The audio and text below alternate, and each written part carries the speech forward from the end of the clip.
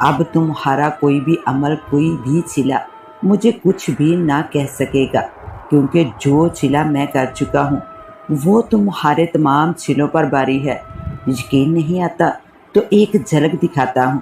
اتنا کہہ کر اس ہیبلے نے منہ میں کچھ پڑھ کر آمنہ پر پھونک ماری تو آمنہ کو ایک جھٹکا سا لگا اور وہ مدہوشی کے عالم میں ایسے اس کی طرف جانے لگی جیسے وہ اس کی فرما بردار ہو، جیسے وہ اس کے اشارے کی محتاج ہو۔ راج یہ سب کچھ دیکھ کر حیرت میں ڈوبتا چلا گیا۔ وہ اٹھا اور تیزی سے آمنہ کی طرف بھاگا اور اس کو چھوا۔ آمنہ یہ کیا کر رہی ہو؟ لیکن دوسرے لمحے اس کا ہاتھ راج کے منہ پر اپنے گہرے نشان چھوڑ گیا۔ وہ اپنی گال پر ہاتھ رکھے اس کو دیکھتا رہ گیا۔ دیکھ لیا تم نے کہ کتنی طاقت ہے مجھ میں؟ ایک لمحے میں اس کو اٹھا کر کہیں بھی لے جا سکتا ہوں، لیکن میں ایسا کروں گا نہیں، کیونکہ آج کی خوراک میں نے حاصل کر لی ہے۔ اس کی باری بھی آ جائے گی اور تمہاری باری بھی آئے گی۔ اتنا کہہ کر اس نے سحر کی لاش کو اٹھایا اور ایک طرف کو چلنے لگا، اور چلتے چلتے وہ اندھیرے میں ہی کہیں غائب ہو گیا۔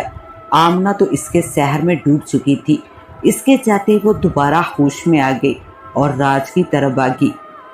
راج یہ مجھے کیا ہو گیا تھا؟ مجھے نہیں پتا کہ میں کیا کر رہی ہوں۔ میرے ہوش قائم نہیں تھے۔ میں محسوس کر رہی تھی کہ میں اس کی طرف بڑھ رہی ہوں اور میرا ہاتھ تم پر بھی اٹھا تھا۔ یہ میں نے جان بوجھ کر نہیں کیا تھا، بس مجھ سے انجانے میں ہو گیا تھا۔ وہ بولتی جا رہی تھی جبکہ راج سنتا جا رہا تھا۔ اس کو اپنے لگے ہوئے تھپڑ سے غرض نہ تھی۔ وہ سوچ رہا تھا کہ وہ ہیبلا اپنے ساتھ کیسی طاقت لایا ہے جو لمحوں منٹوں میں ہی اتنا کچھ کر گیا ہے۔ اس نے آمنہ کو اپنی طرف مائل کر لیا، اس کو مدہوش کر کے نہ مجھ سے دور کر دیا بلکہ میرا دشمن بھی بنا دیا۔ کئی سوال اس کے دل میں اپنے گہرے اثرات چھوڑ چکے تھے۔ میں بھی کتنی پاگل ہوں، اپنی حاصل کی ہوئی طاقت سے ہی ڈر گئی تھی اور اپنے ہوش کھو بیٹھی تھی۔ ساحل اکیلی بیٹھی ہوئی اپنی حماقت پر مسکرا رہی تھی۔ اس کو یقین نہیں ہو رہا تھا کہ وہ کامیاب ہو گئی تھی اور اس نے وہ طاقت اپنا لی ہے جو اس نے چاہی تھی۔ پھر بھی میں ڈر گئی۔ وہ ایک بار پھر ہنس دی اور پھر خود ہی بولی، آج میں قبرستان ضرور جاؤں گی، اس مردے کے پاس۔ اس کو حکم دوں گی کہ وہ مجھے ہوا میں اڑائے۔ جو میں نے خواب دیکھے ہیں وہ سب پورے کرنے ہیں۔ میرا خواب ہواؤں میں اڑنا ہے اور وہ میں کر کے ہی رہوں گی۔ اب وقت آ گیا ہے کہ میں لوگوں کی نظروں سے روح پوش ہو سکوں، ہوا میں اڑوں اور میرے اشارے پر ہر کام ہو جائے۔ ساحل اپنے دل کے تمام پلان سوچ سوچ کر خوش ہو رہی تھی۔ اسے رات ہونے کا انتظار تھا اور ابھی کافی وقت پڑا تھا رات ہونے میں۔ یہ وقت اس کے لیے اذیت بنتا جا رہا تھا۔ ایک ایک لمحہ اس کو صدیوں کے برابر معلوم ہو رہا تھا، لیکن وقت کا کام گزرنا ہوتا ہے۔ وہ گزرتا جا رہا تھا اور پھر شام سے رات ہو گئی۔ وہ کالی چادر اوڑھے گھر سے باہر نکل گئی۔ اس کا رخ قبرستان کی طرف تھا، اسی قبرستان کی طرف جہاں اس نے چلا کیا تھا۔ اپنے چاروں طرف دیکھتی ہوئی وہ تیزی کے ساتھ قبرستان کی جانب بڑھتی جا رہی تھی اور پھر وہ اپنی مخصوص قبر کے پاس جا پہنچی۔ اس نے ایک نظر قبر پر ڈالی۔ قبرستان کی خاموشی نے اس کے دل کو خوفزدہ تو کیا، لیکن پھر وہ سنبھل گئی۔ اس کی تمام توجہ قبر پر تھی جس میں ایک سفید کفن پوش مردہ لیٹا ہوا تھا۔ وہ اس قبر کو گہری نظروں سے دیکھ رہی تھی۔ پھر اس نے اپنا ورد پڑھنا شروع کر دیا اور کچھ ہی دیر میں قبر کی مٹی ہلنے لگی۔ اس کی نظریں اس قبر پر جمی ہوئی تھی۔ پہلے آہستہ آہستہ مٹی اڑنے کا عمل تیزی سے شروع ہو گیا۔ مٹی ایسے اڑنے لگی جیسے کوئی تیز آندھی چلنے لگی تھی۔ وہ حیران ہو رہی تھی کہ ایک دم کیا ہو گیا ہے، اتنا تیز طوفان؟ لیکن یہ طوفان صرف قبر کی حد تک تھا۔ اس کی اڑتی ہوئی مٹی ایک طوفان کا روپ اپنائے ہوئے تھی اور پھر دیکھتے ہی دیکھتے قبر خالی ہو گئی۔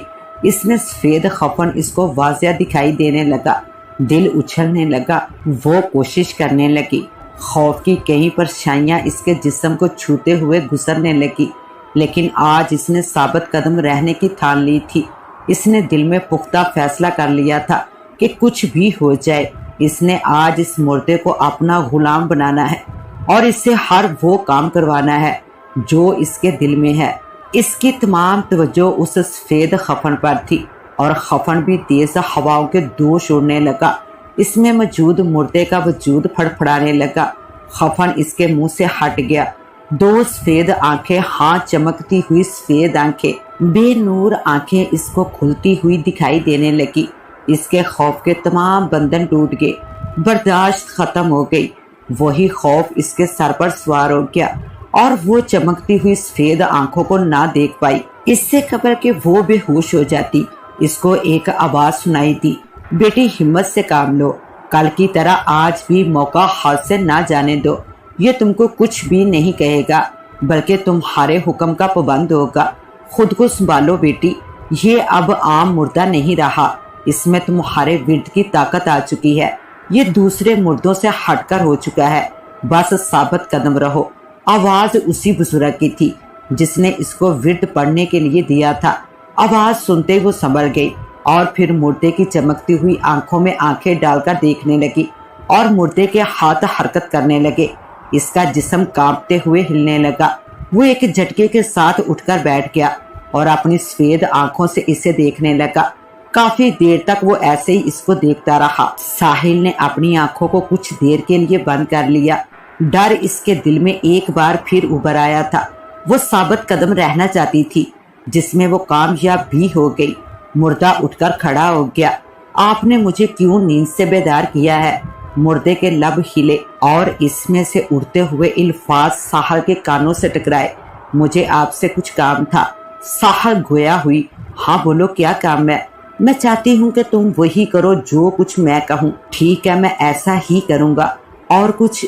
ساحل یہ سن کر خوش ہوئی اور بولی، مجھے ہواؤں میں اڑنے کا بہت شوق ہے، میں چاہتی ہوں کہ میرا یہ شوق پورا کیا جائے، جیسے آپ کا حکم۔ مردے نے کہا اور پھر ایک جھٹکا اس کو لگا۔ اسے اپنے پاؤں زمین سے اٹھتے ہوئے محسوس ہوئے۔ پھر دیکھتے ہی دیکھتے وہ ہواؤں میں اڑنے لگی اور لمحوں میں اس جگہ جا پہنچی جہاں راج اور آمنہ موجود تھے۔ مردے نے اس کو وہاں جا اتارا۔ ساحل کو ہوا میں اڑتا ہوا دیکھ کر راج اور آمنہ دنگ سے رہ گئے، کیونکہ اس کے ساتھ کوئی بھی نہ تھا، وہ اکیلی ہی تھی۔ لیکن یہ ساحل جانتی تھی کہ وہ اکیلی نہیں ہے، بلکہ وہ مردہ اس کو اٹھائے ہوئے اڑاتا ہوا لایا ہے۔ ساحل ان کو دیکھ کر مسکرا دی اور بولی، آمنہ اور راج بھیا، دیکھو میں نے اپنی منزل پا لی ہے، میں نے جو چاہا حاصل کر لیا ہے، میں بھی آپ لوگوں کی طرح ہو گئی ہوں۔ وہ فخر سے بتاتی جا رہی تھی، لیکن ان دونوں کے چہرے مرجھائے ہوئے تھے، ان کی آنکھیں خوف سے پھیلی ہوئی تھی۔ وہ ان کی یہ حالت دیکھ کر ان کے پاس ہی بیٹھ گئی اور مردے سے اشارہ کرتے ہوئے کہا، آپ جاؤ، میں جب بلاؤں گی آ جانا۔ مردہ اس کی بات سن کر غائب ہو گیا۔ تب وہ ان دونوں سے بولی، کیوں خیریت تو ہے؟ آپ کو میری کامیابی پر خوشی نہیں ہوئی؟ اس کی بات سن کر راج اور آمنہ نے اس کی طرف دیکھا اور کہا، خوشی؟ ہاں بہت خوشی ہوئی ہے، لیکن شاید آپ کو یہ منزل اور ہمیں یہ خوشی زیادہ دن راز نہ آئے گی، اور جلد ہی وہ کچھ ہو جائے گا جو ہم نے کبھی سوچا بھی نہ ہو۔ کیا مطلب ہے آپ کا؟ ساحل نے آمنہ کی طرف دیکھتے ہوئے کہا،